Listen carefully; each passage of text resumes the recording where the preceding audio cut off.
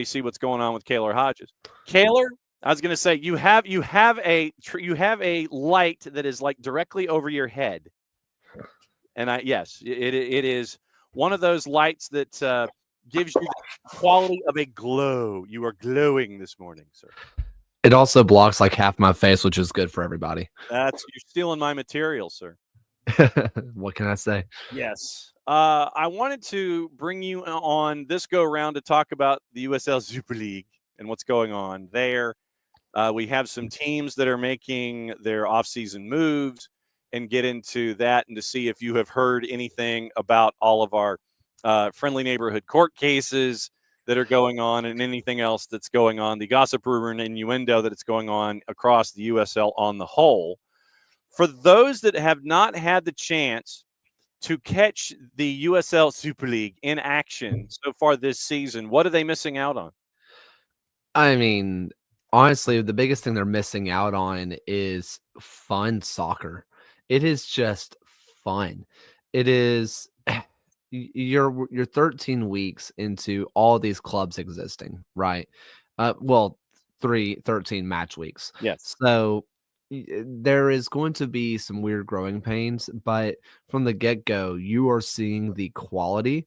You are seeing players who maybe just didn't get the chance in NWSL for whatever reason, or they didn't get their chance in another top flight league, and they're getting that chance here. And it's fun. There's good technical players, there are great defensive players, is fantastic goalkeeping. I cannot get over how good the level of goalkeeping is in the league. It's just a lot of fun play that I'm not going to say rivals NWSL, because I do think NWSL is the best league in the women's league in the world, but it's not so far off that they can't be compared. So as we go, I'm not going to, unless you off the top of your head, will sit there and give me a best 11 as we hit the halfway point here and the winter solstice. But you mentioned great goalkeeping and all the fun scoring. And basically, if you looked at the juice boxes, I think the safe play would be to take the over on most of these matches. Yeah. Who would be some of the standouts that folks should gravitate toward when we get to the winter schedule and the spring schedule in the second half of the year in 2025? Yeah, I mean, you're obviously going to be looking at your goal leaders. Addie McCain is great. Allie Thornton is up there. Madison Parsons is leading the way. Someone who has recently joined and scored what I genuinely believe is the goal of the year out of all USL leagues, where you have Jasmine Hamid for Fort Lauderdale. And those are your strikers or your forwards that you are going to be looking at. Out of the goalkeeping position, pick your favorite, someone who is close and dear to a lot of South Georgia. You have Sydney Martinez has been absolutely stunning. Sarah Cox frankly, it's been a shooting gallery, but she stands on her head most of the time. Megan McClendon is great. Ashley Orcus and Lauren Kozal, they've been kind of going back and forth on who's starting, who's the true GK1, but they're both just really good. As defensively, I mean, you're going to see a lot of great players. Sydney Studdard has been really good. Sydney Shepherd is one of my favorite players to watch in the league. Same thing for Sarah Clark. Just absolutely some of my favorite players to watch all around. For those that may not be keeping up with Super League right now, 8-team league here in their first season. It's Brooklyn, Carolina Ascent, Dallas Trinity, Tampa Bay Sun, in one of the coolest ideas for a stadium that we've seen in quite some time, right up against the water. One of the coolest entrances, if you haven't seen it, they come in via boat. Yes. It's the best. I'm waiting for you and Morrissey and everybody from the USL show to do that same entrance for one of your road trips when you're down there, to make that same kind of an entrance on location. Do you think they'll let us on the boat? Do you think we can ask? I think you can always ask and catch up with Christina Uncle and see if she'll let you do it. You might have to sign a waiver, but I could see that happening. Fort Lauderdale United, DC Power, Spokane Zephyr, and Lexington SC, the 8 squads that are right now in the first season of USL Super League. top 3 separated by 3 points: Brooklyn, Carolina, and Dallas. Then you have group number 2, which is Tampa Bay, Fort Lauderdale, DC, and Spokane, separated by 4 points, and Lexington right now at 2-7-3 through their first 12.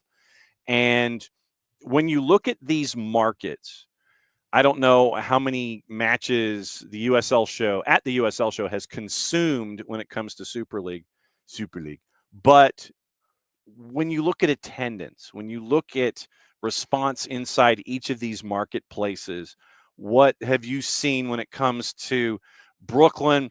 I know that they were supposed to, I think they were supposed to play at Maimonides, and there was stuff that they had to figure out there, and they had to find a different venue. Carolina Ascent is a part of the growth of that particular venue. Dallas at the Cotton Bowl, Tampa Bay with the boat ride to bring everybody into the Riverside Stadium, Fort Lauderdale, DC, Spokane playing on the edge for everybody there, and then Lex SC with their new stadia. From what you've been able to take in from these venues, what has the response been like when it comes to attendance and crowd support? I think that when you saw the beginning of Carolina Ascent, you saw what it could be with, I think they had close to 10,000 people, but it's clearly fallen off since then. I think when you saw, especially Fort Lauderdale's attendance the other night was not great. Dallas is playing in the Cotton Bowl, which is a massive stadium. It's going to look bad, but it hasn't been horrible. Spokane Zephyr has been one of the most consistent teams, getting pretty good turnouts week in, week out. Yeah. I think they're just going through new league growing pains and people just not really knowing what the Super League is. At this point, the NWSL has built up a name for itself that people know what the NWSL is. Meanwhile, I think that a lot of people are just like, what is a Super League? What is that? And I think they're going to just go through those growing pains. That said, I do think that we are seeing somewhat growth, I guess, from those initial big pops of new team, let's go check it out, then it kind of die away.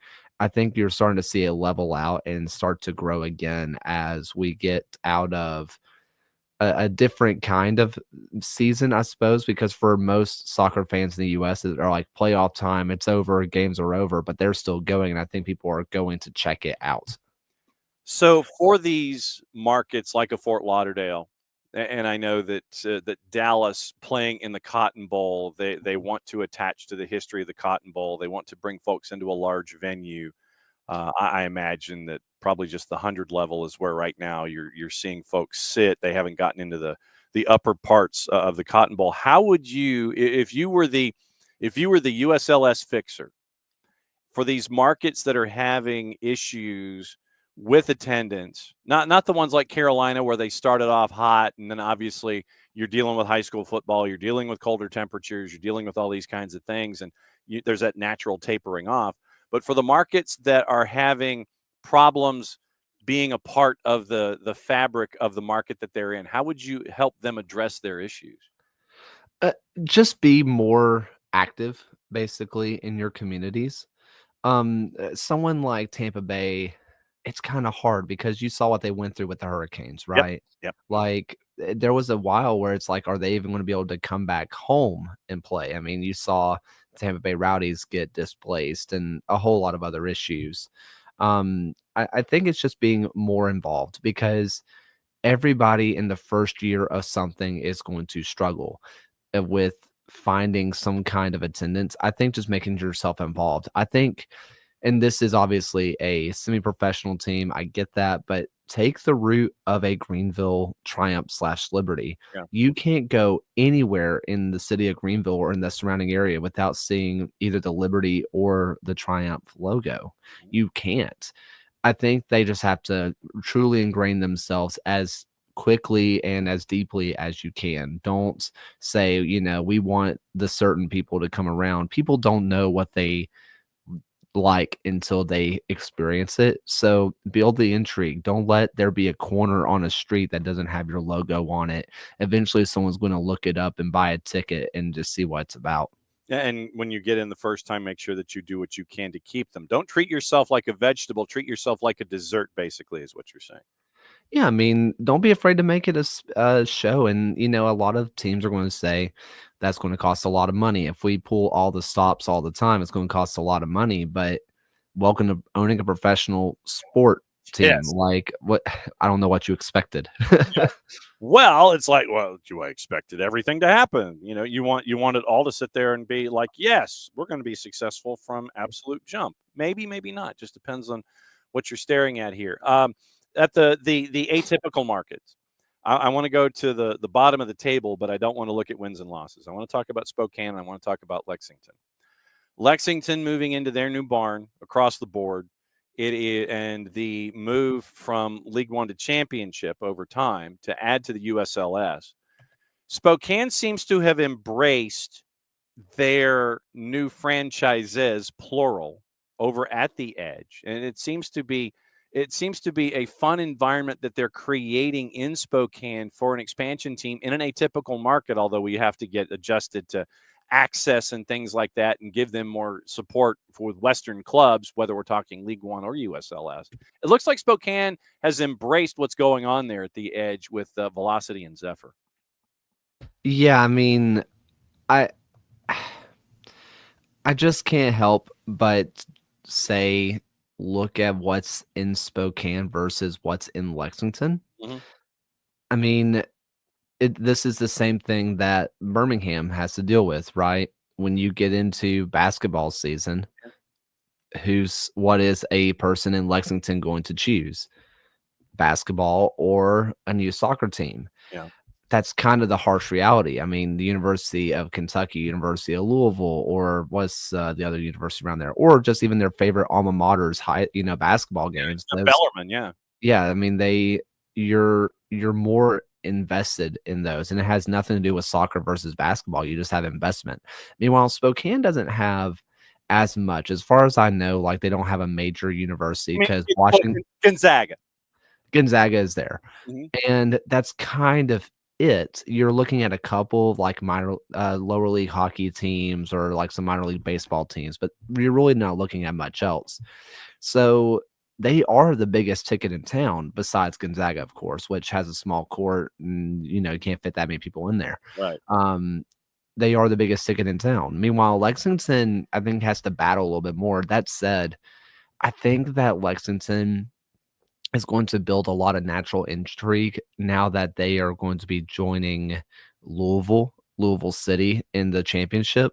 And by getting people through the door on the championship side, I think people are going to be more willing to try out the Super League side. Mm-hmm. I mean, you got Louisville and Lexington. Well, first off, you got Lipa, and now you're turning that into a three-way dance with Louisville, Indy, and Lexington. And the are we going to go ahead and start calling it the Bluegrass Derby, or are we just going to go ahead and call it that now?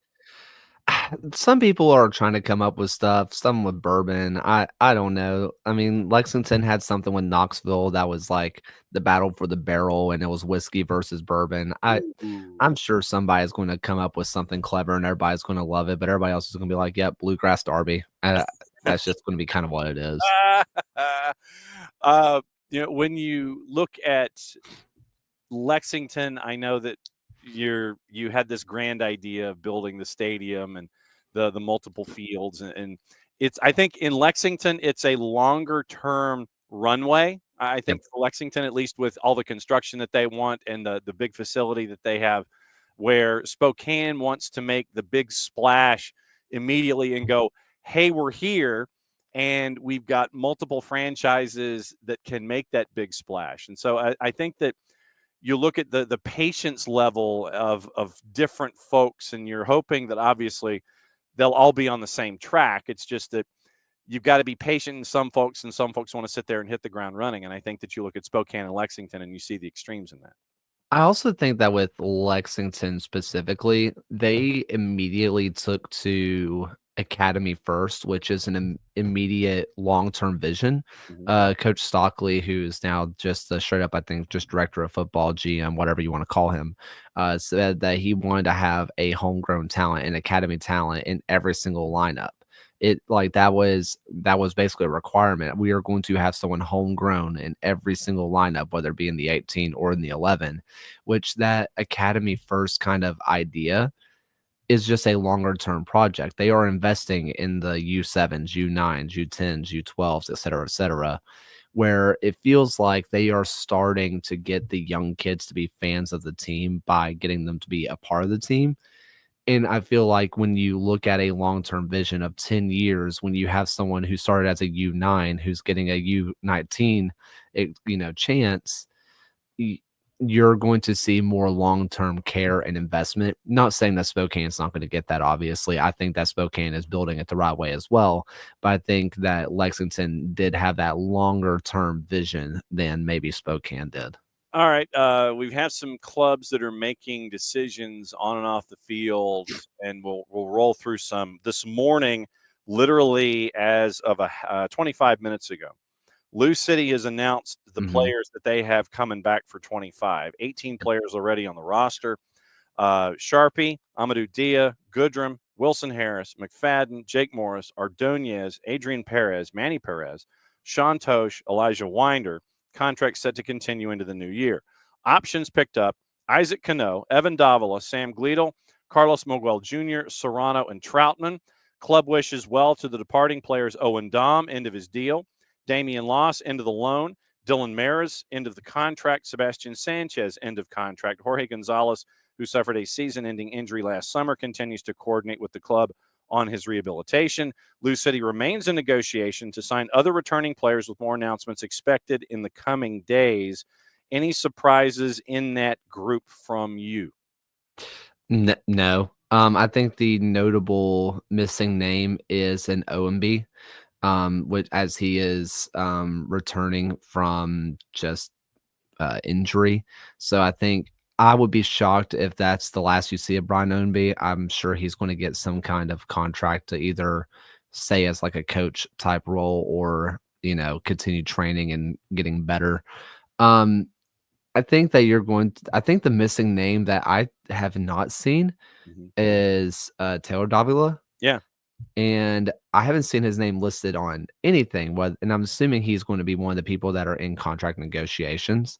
I'm sure that's the case because, I mean, he was their best player last year.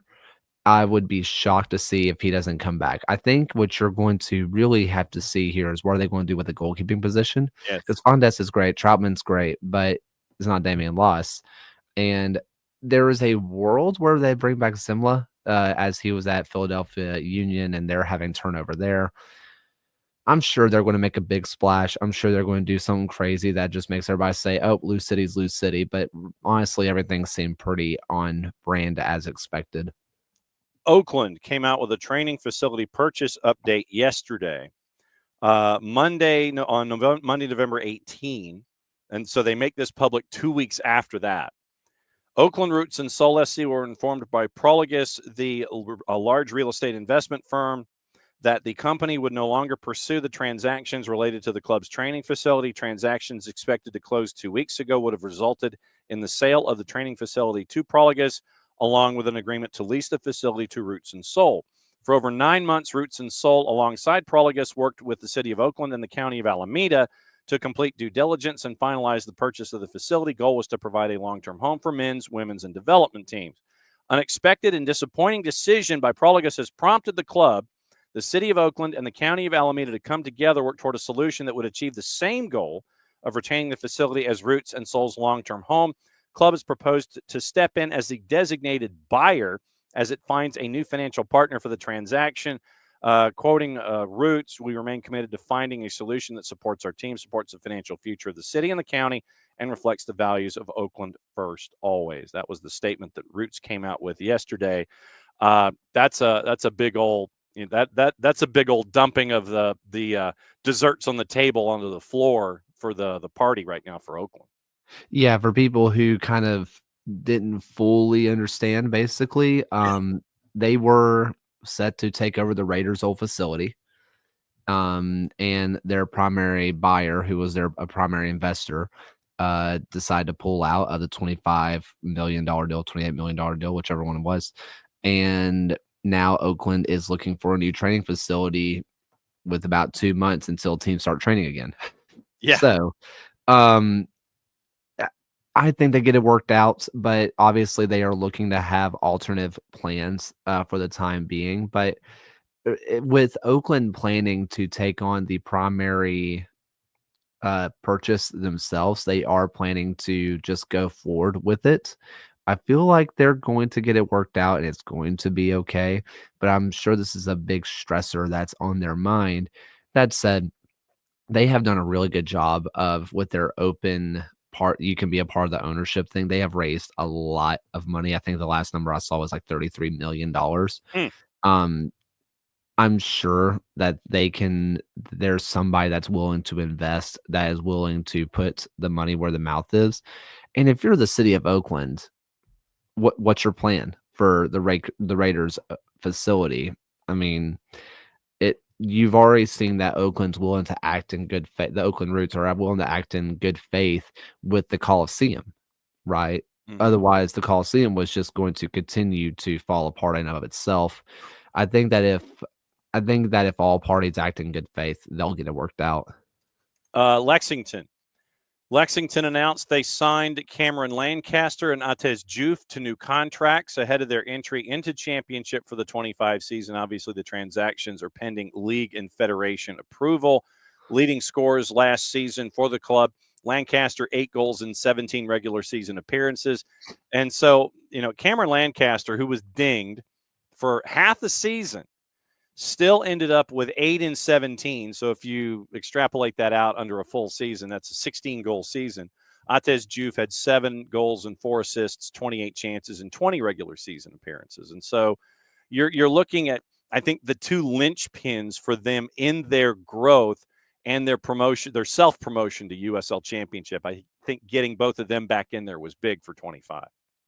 Yeah, I know there was some kind of conversation in our Discord about how you don't want a Cameron Lancaster leading the lines. To which I say, why not? Yes, he is 32, 33 years old. He is not the same player he was previous to his ACL injury, but he is one of the best poachers and just natural goal scorers that this league still has to offer. If you are trying to go at the end of the game and just put the ball into the box, just death by a million crosses, who do you want to have their head or foot on the end of the ball other than Cameron Lancaster? I think that it makes sense for all parties. Obviously, Lexington's going to look to make a bigger splash at the striking position, let Cameron Lancaster be more of a super sub type role, or let him be more of a hold up kind of guy, late run into the top of the box kind of guy. Although that's kind of his role as well. You're going to be looking at something like that. If you're Cameron Lancaster, you're someone who has lived near Lexington, obviously in the state of Kentucky, with being playing in Louisville forever. So you don't have to move house. You don't have to go anywhere else. You can just stay living in the same place that you have been. I think it makes sense for all parties, and it's a good start if you are looking at recouping some goals that you missed out on last year.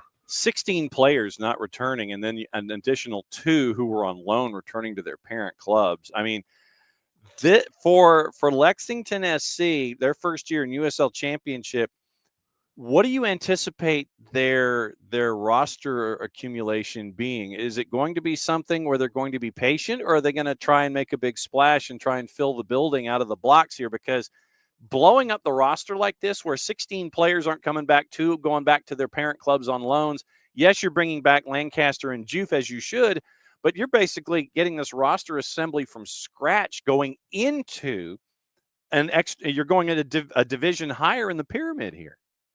I I I don't know what to expect from Lexington, because Lexington didn't expect this. This roster that they released essentially was supposed to be their day one championship roster. Mm-hmm. Like, you look at all the names that were there, you look at the bill that they were, spending.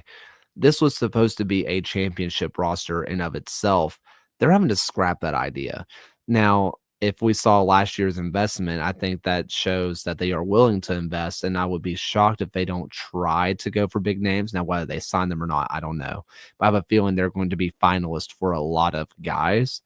But they're going to have to be smart because they saw last year just signing guys is not going to work. Now, I questioned the Powell signing from the very beginning. I thought that was stupid, frankly. Um, but clearly they're trying to go in a different direction. And I think that a complete overhaul is needed. But what they decide to do after this is, I think if you say you're just guessing. Rhode Island named their first go-round of folks exercising contract options on Jackson Lee, Frank Nodarce, Joe Brito, Clay Holstead, Noah Fuson, joining 9 players under contract for 25, Koke Vegas, Stephen Turnbull, Grant Stoneman, Karifa Yao, Zach Aravo, Mark Ibarra, Jose Quizera, J.J. Williams, Albert Dikwa. They're bringing back 14, and that's a big nucleus of that group that made it to the last game of the year. Barring a couple of loans, you're looking at their championship final squad. Right. I mean, you are looking at guys, and they are about to announce a massive signing in of itself. They are already getting some work done, so be on the lookout for that. Okay. Rhode Island's wasting no time. Kano and Co. is not wasting any time. They're going to be contenders next year. People were already looking at them as, big splash. They should be contending last year. They will be contenders this year, because if their first signing that they are going to be making is any kind of preview into the signings that they're going to continue to make, good luck, Eastern Conference. What'd you think about your hometown club getting Fernando Delgado after three appearances with Real Monarchs in 2024? Permanent move for Fernando Delgado to Birmingham Legion. What'd you think? Kind of fits in line with what they've been doing. Sign young upcoming talent and hopefully sell them on for the future. Delgado is going to be a youth Mexican international. I think he might be a dual national. That might have that choice, but I'm not positive on that. 18 years old. He got some appearances with Legion last year, but granted, who didn't get appearances in goal last year? Mm-hmm. As I kind of alluded to on socials, and it was confirmed by the club, bringing Delgado back, I think, was what made it obvious that Tommy Sohn was coming back, bringing back a player that he was used to. I think it also shows that either a Matt Van Oekel or a Trevor Spangenberg, or both, are going to be moving on from the club. Granted, Matt Van Oekel is he's a coach. He's already a coach, so seems like taking on that full role, but we'll find out soon, as their first round of rosters are supposed to be coming out with, at least within the next week, because it kind of has to. Mm-hmm. So I think that it's a good direction. Watching him train, he was impressive. He is a very good technically sound player. Mm-hmm. The really thing that you're looking at is experience. You're wanting him to get a lot more experience at playing against men, and you want him to get more experience with communicating and knowing how to talk to a backline, that is significantly older than you. I think it's a great signing for the future. If he's GK1, I'll be interested to see how it goes. I would be shocked if he was a transfer for him to be a GK2. So he looks like the goalkeeping star for the future for the Legion. All right, one more thing for you before you get out of here and actually have to go back to work before you're getting paid. Harry says, poor Kaler, another year, same old Legion. In Harry's opinion, need to change it manager to create new buzz and hopefully take the next step. What say you, sir? It's hard. I thought it was the right time for Tommy Sohn to get the promotion to a director of football. I thought that was the right move for the club. Mm-hmm. But I also had mentioned before that Legion had one of 3 problems, or a combination of all 3, of either a coaching issue, a scouting issue, or an owner investment issue. It's one of those 3, because if you look at the season, you say, well, Tommy Sohn had enough talent to win. He didn't win. That's a coaching issue. If you say, well, Tommy Sohn's a great coach, but he didn't have the players, you either say, did we have a bad round of scouting, or were the owners not willing to invest? With Tommy Sohn coming back, it's time to look at points 2 and 3. either fix the scouting or fix the ownership issues and will be willing to spend the money. So by Tommy Stone coming back, all the pressure's on ownership at this point. I think that you have a coach who this last year was the first year he's ever missed the playoffs, and you finish in 9th or 10th, and it was close. And it was just riddled with injuries and other issues. I can understand why bringing him back, and it feels like if you've done that well, you've earned your right to have one last shot at it. Okay, so what's going on with at the USL Show? As we always make a point to point out your scarf here in Office HD. So what's the latest? And we should make a point to go ahead and say we've already bought the Soccer Down Here kit. So just go ahead baby. Thank that. you. Awesome. So yes, we recorded yesterday and it's already up. We did championship review, the championship review, and then we did our combined best 11. So we took the best players from League One, best players from the championship, created a team basically. So our all leagues best 11. We had 6 players from League One, 6 members of League One, 6 members of the championship. The manager of the team is from League One. Was not on purpose. We did not mean to do that, but we thought that those are the players and managers that stood out the most. Kind of like a guy named Casciato. I think that might be the guy that you might be. You would be incorrect. What? Really?